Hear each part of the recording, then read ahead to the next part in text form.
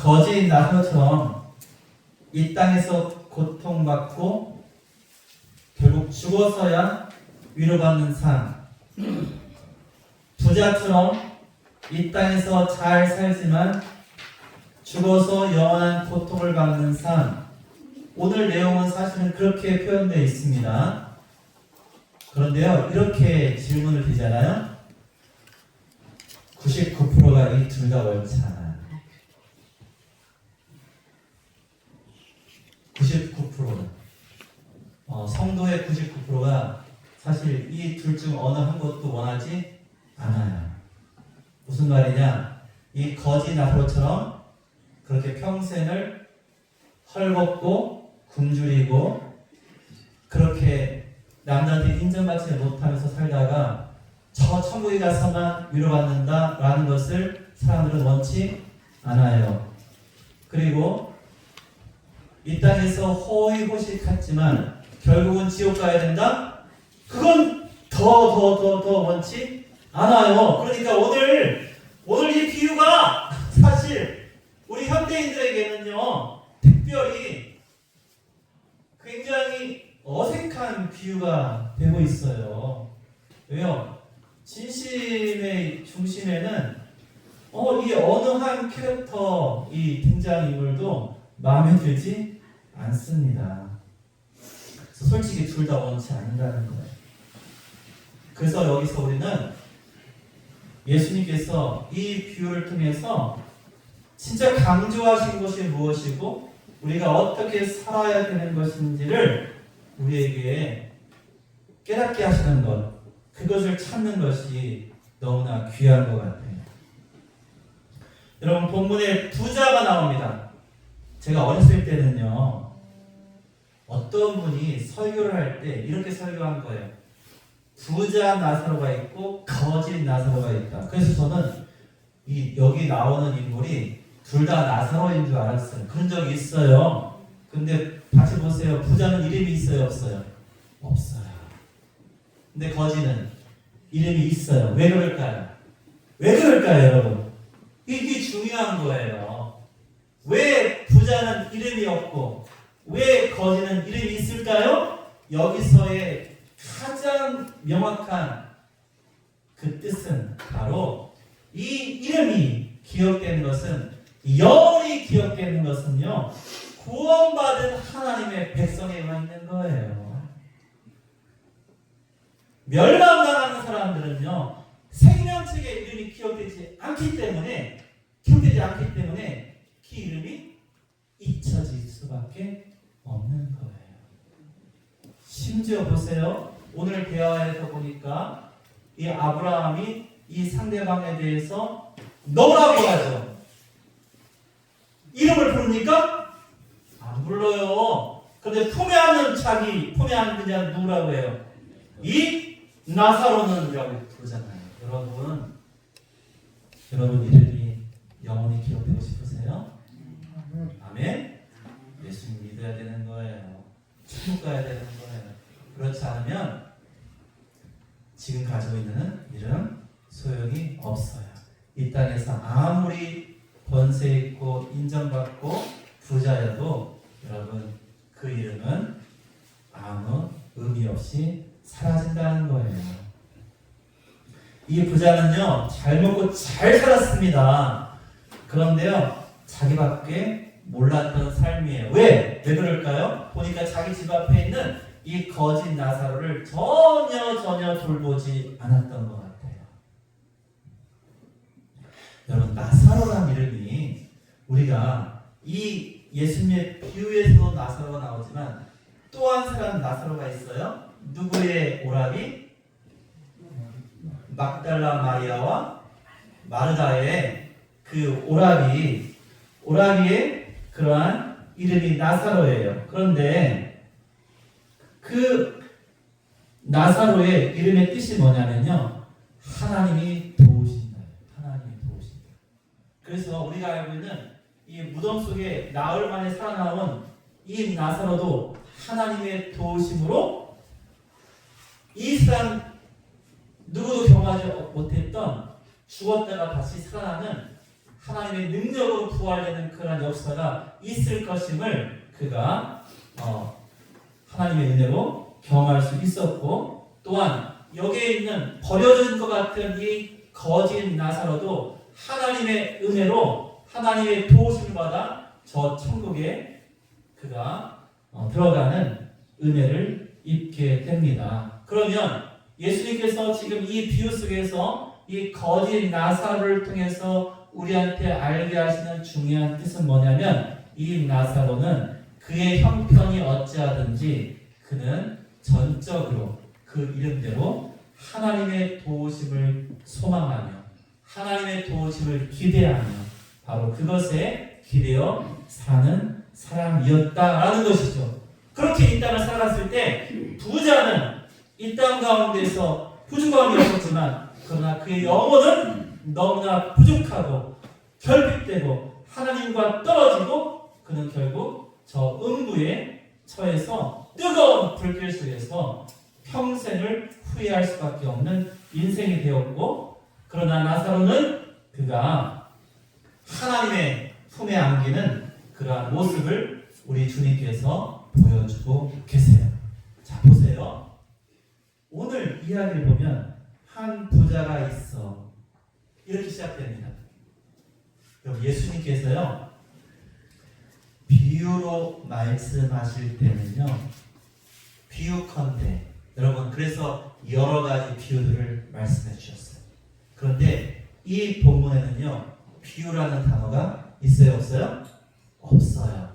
그러면 많은 신학자들과 성경학자들이 이렇게 봐요. 이것은 실제 이와 같은 인물, 이와 같이 이 땅을 살아간 그러한 사람들을 예수님이 마치 우리에게 뭐처럼요? 비유가 아닌 예화로서 실제 이와 같이 이 땅 가운데 살아가는 사람들의 결국이 어떠할 것인지를 우리한테 보여주는 산 증거다라고 그렇게 본다는 것이죠. 오늘 본문을 통해서 예수님은 우리에게 어떤 삶을 살라고 말씀하실까요? 여러분, 첫 번째 우리가 기억할 것은요, 이 땅을 사는 많은 사람들이요, 하나님 없어도, 교회 안 다녀도 난 괜찮아 라는 착각 속에 살아간다는 거예요. 착각입니다. 그들은 너무나도 큰 착각 속에 살아가고 있어요. 하나님 없이 교회를 다니지 않아도 나 잘 먹고 잘 살아. 우리나라 너무 좋은 나라 돼서 제가 아까 전에 어린아이들하고 얘기하다가 아이들이 거지 못 봤을 것 같아가지고 너희들 거지 본 적 있나 했더니 봤다는 거지 않습니까? 하나니까. 그래서 아니 저희 60년대 70년대까지만 해도 거지가 많았어요. 그리고 그 지금 세계에서 거지가 제일 많은 나라가 어딘지 아세요? 어떻게 하셨어요? 안 가보셨어요? 여행 가보셨어요? 제사님? 안 가보셔도 잘하시네요. 미국이 거지가 제일 많아요. 얼마나 많냐? 하와이는 없을지도 모르겠어요. 하와이는 모르겠어요. 하와이는 안 가봐서도. 그런데요, 웬만한 도시는요, 밤에 다닐 수가 없어요. 밤에 여러분 걸어다닌다는 건요, 꿈도 못 꿔요. 제가 워싱턴 DC, 워싱턴 DC가 미국의 수도잖아요. 미국에서 가장 낮에도 차를 타지 않고는 걸어서 못 다닐 곳이 있는 곳이 바로 워싱턴 DC예요. 제가 거기서 알바를 했어요. 알바를 했는데요, 조그마한 이 편의점, 슈퍼마켓 조그마한 가게예요. 그러면 저는 거기서 이제 음료수가 떨어지면 음료수 채워놓고 과자 떨어지면 과자 채워놓고 창고에 왔다 갔다 하는 그런 일을 했는데 주인 아저씨는 저기 창고 안에 있어요. 주인 아저씨는요, 어떻게 하냐면 방탄 유리 뒤에 있어요. 저는 그냥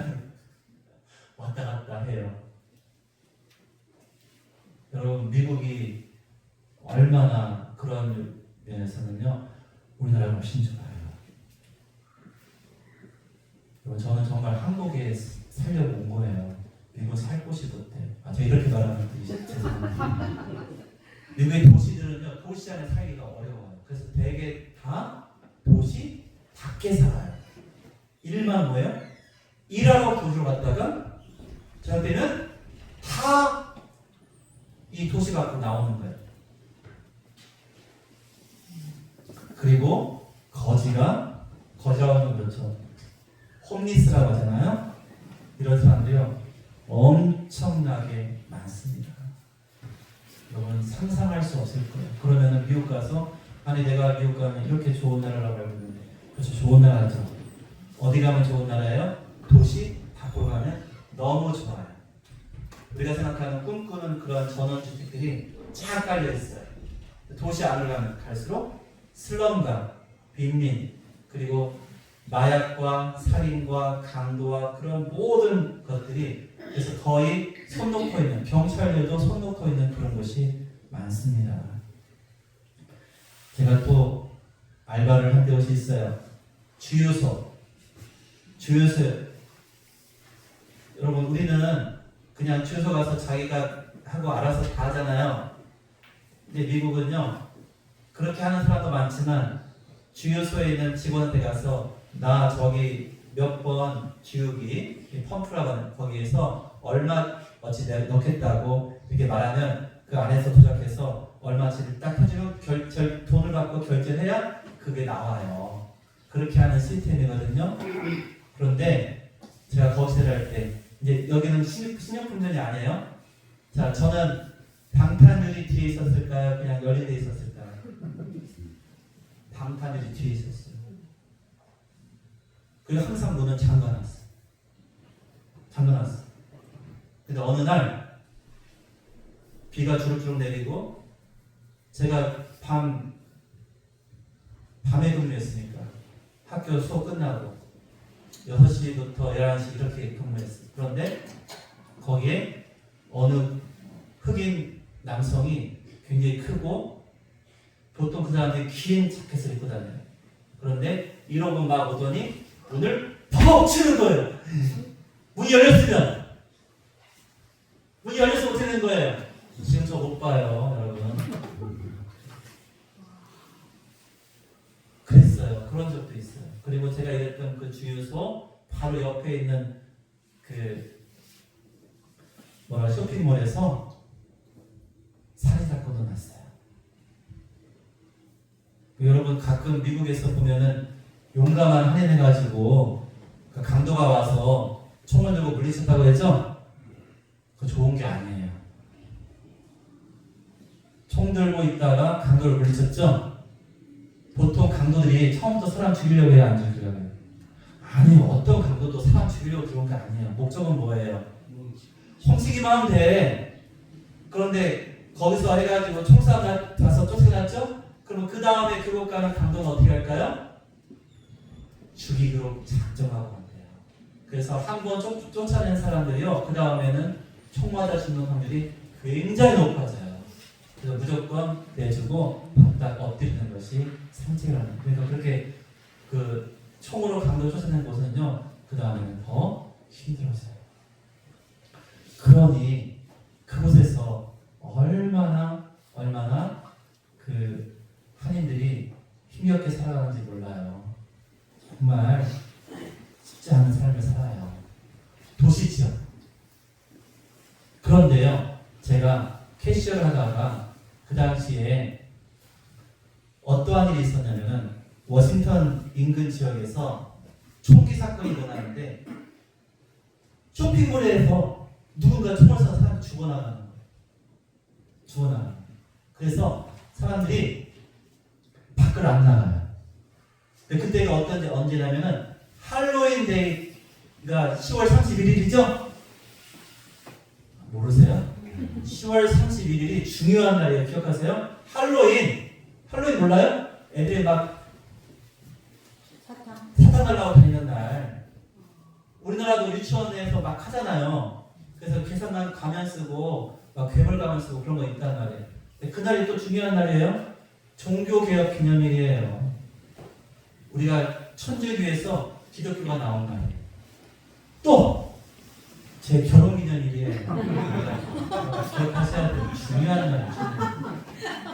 근데 이 10월 달에 이 쇼핑몰마다 총기 사건이 나서 돌아다니면서 사고 나니까 사람들이 쇼핑을 안 나가요. 안 나가니까 거의 한 달 동안 쇼핑몰이 거의 망해가는 수준이에요. 근데 제일 큰 타격을 받은 사람이 누구냐면은 농부들이었어요. 어떤 농부예요? 우리 유진환 집사에 달려있는 거예요. 호박. 그치, 호박이 안 팔리는 거예요. 이 쇼핑몰에서 이만한 호박을 사가야 되는데 호박이 다 망한 거예요.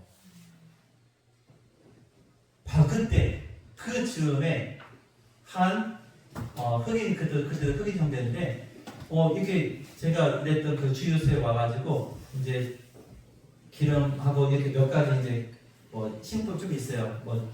그 과자 조금이나 캔디 같은 거나 음료수가 있는데 이런 거 사면서 막 신나게 하는 거예요. 신나게 하면서 아니 요즘 사람들이 다 기분이 안 좋고 막 이렇고 막 무서워하는데 왜 그러냐 했더니 그분이 그러는 거예요. 난 하나님 믿는데 우리는 어떠한 사람에도 기뻐할 수 있다. 그런 거 아무런 걱정이 없다는 거예요.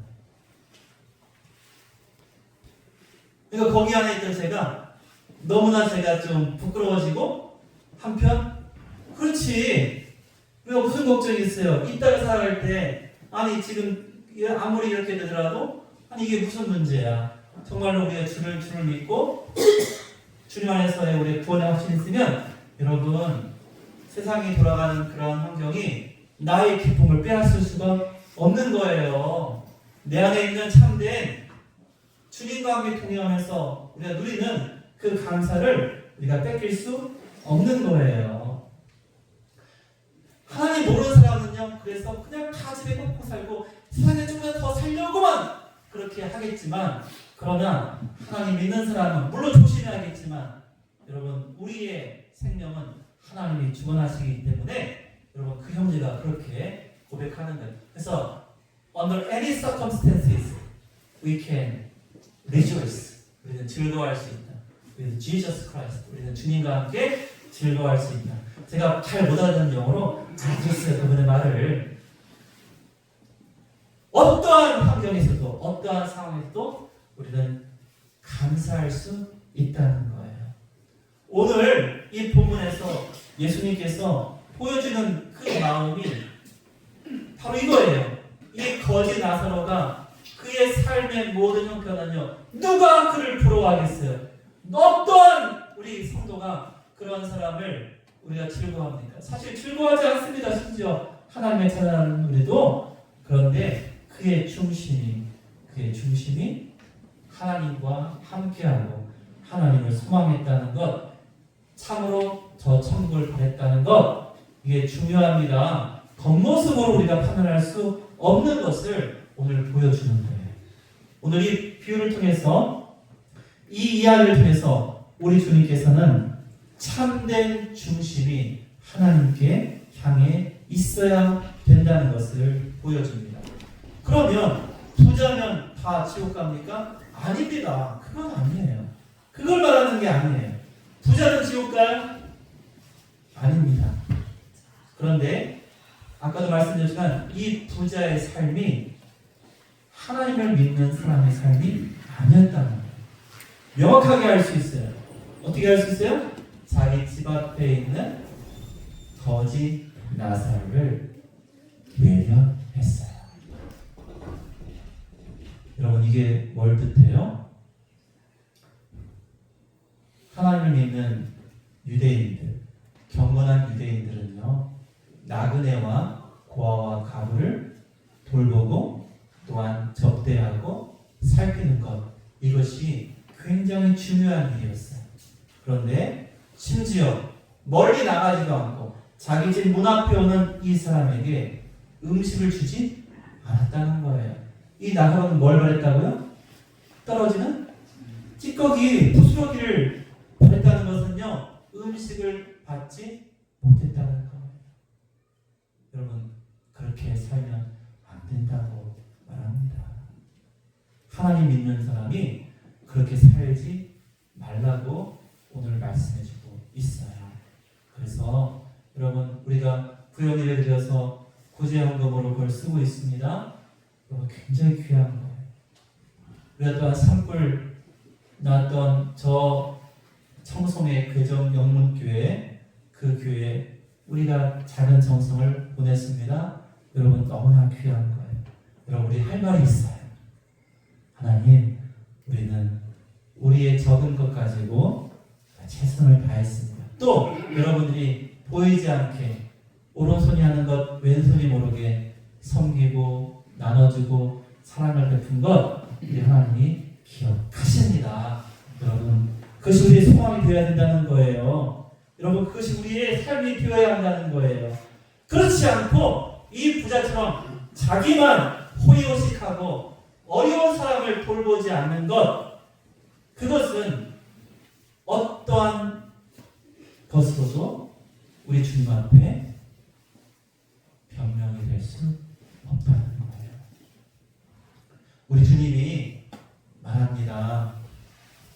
내가 굶주릴 때, 헐벗을 때, 옥에 갇혔을 때 나를 너희가 섬겼다.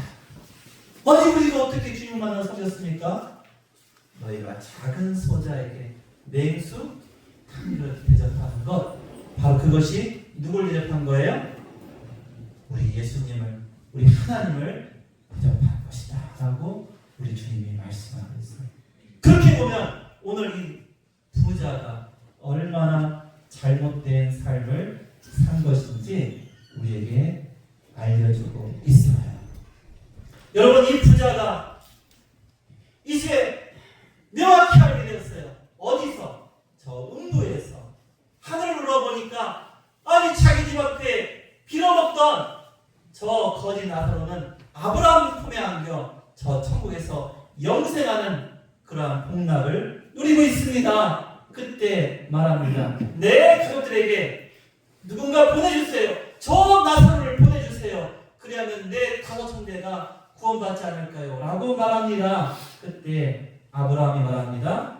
그들에게 모세와 선지자들이 있다. 여러분 모세와 선지자가 뭘 뜻해요? 성경을 뜻해요. 하나님 말씀이에요. 여러분 이 당시의 성경을요 모세의 율법서와 선지자들의 예언서를 통칭하는 거거든요. 그러니까 모세와 선지자가 있다는 것은 뭐예요? 바로 하나님의 말씀이 있다. 우리에게 뭐가 있어요? 교회가 있고 우리 성도들의 복음 전하는 자들이 있다는 거예요. 바로 그것을 통해서 하나님 말씀 통해서 믿지 않으면 죽은 자가 살아나도 믿지 않는다는 거예요. 우리 생각에는 이렇게 생각할 수 있어요. 가끔은 이거 누가 와서 말해주면 될 것 같은데 그보다 더 중요한 게 뭐예요? 하나님 말씀 복음 우리가 외치는 예수님이 당신을 사랑하십니다. 예수님이 당신을 위해서 십자가에 죽으셨습니다. 우리는 죄인인데 죄인된 우리가 그 예수님의 보혈을 의지하고 예수님이 나의 구주와 주님 되심을 우리가 믿게 되면 우리가 구원받습니다라는 이 복음의 메시지, 이 성경 말씀을 여러분 전하면 되는 거예요. 아주 유명한 사람, 우리가 볼 때 목사, 장로, 권사, 권위 있고 능력 있고 그렇게 세상에서 알려진 사람이 와서 전하면 될 것 같습니까? 아닙니다. 죽은 자가 살아나도요 안 믿는다는 거예요. 제 말이 아니에요. 예수님 말씀이 있습니다.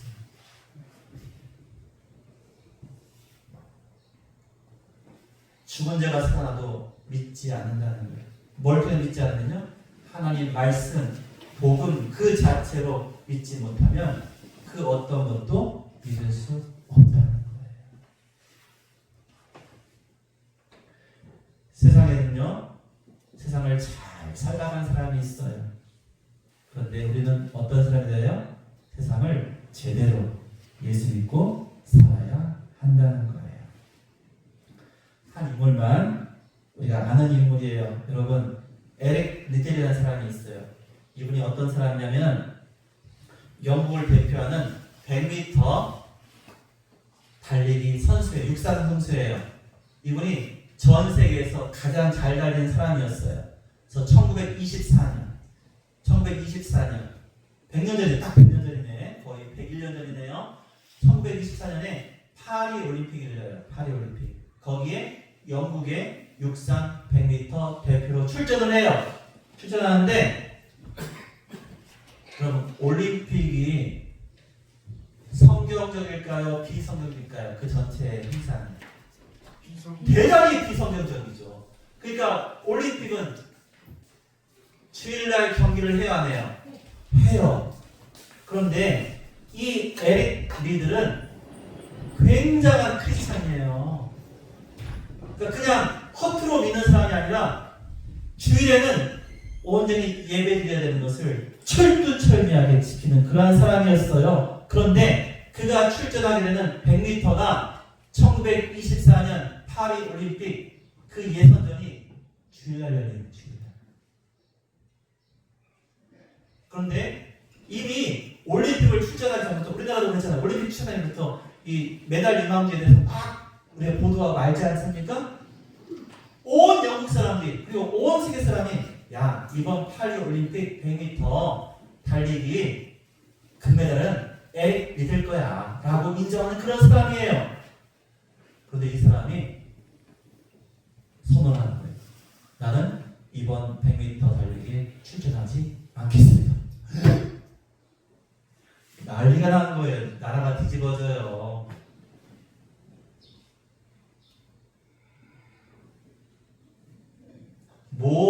수상부터 모든 사람이 심지어 교회 목사님들도 괜찮아 하면서 그를 설득했어요.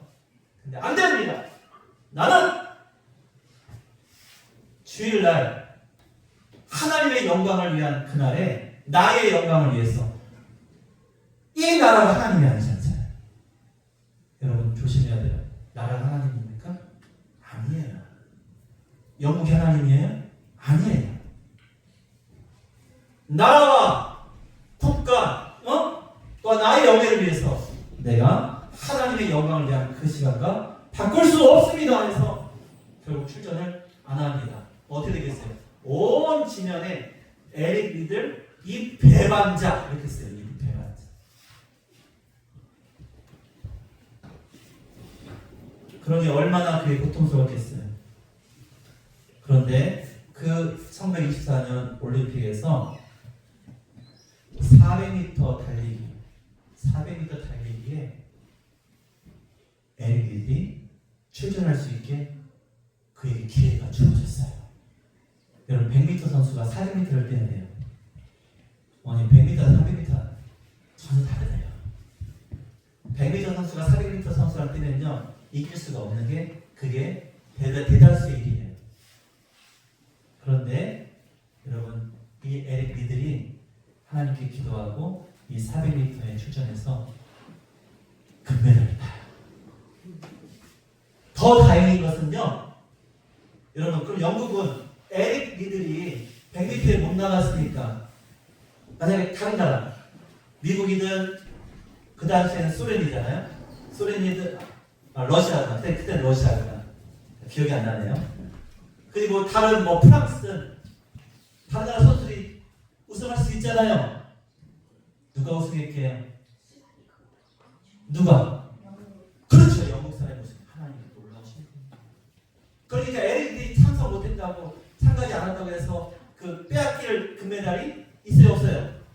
없게 하신 거예요. 그래서 헤럴드라는 다른 영국 선수가 100m도 우승하게 해주시고요. 하나님이 에릭이 400m 출전했는데 그 400m도 우승하게 해주셨어요. 그러니까 끝나고 나니까 영국은 손해본 곳이 있어요 없어요? 없어요. 도리어 400m 금메달을 딴 거예요.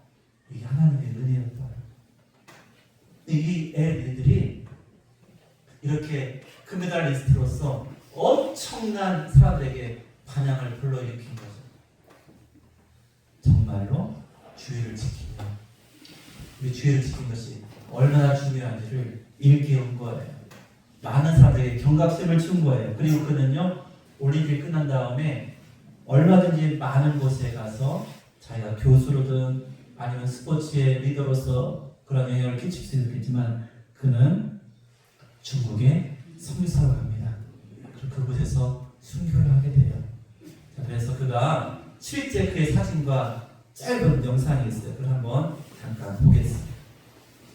짧게 여러분 우리 카톡에 올렸어요.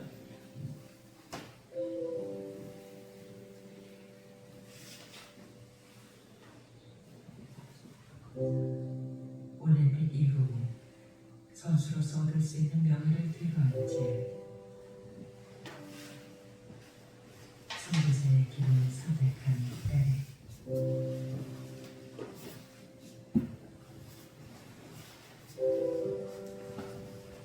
그는 12년간 펜진에서 아이들을 가르쳤고 7년 동안은 산둥반도의 곳곳을 다니며 농촌마을 선교사를 살았습니다.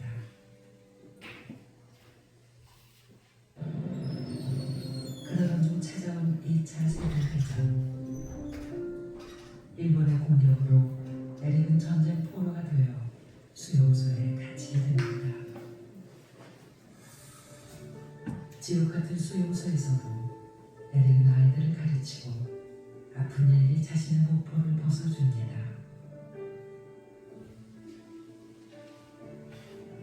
세상에서 성자를 만나볼 행운을 받으면 그리 쉬운 일이 아닐 것이다. 그런데 나에게 그런 행운이 슬며시 다가왔다. 그 성자의 이름은 바로 에릭 리드다.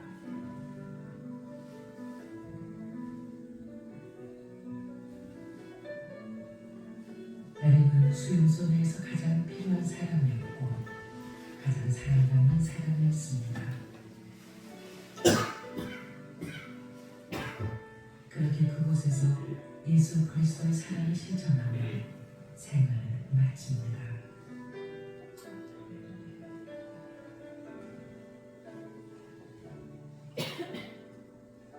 그에게 복음을 받은 사람들이 감옥 옆 작은 동산에 그를 안장했습니다.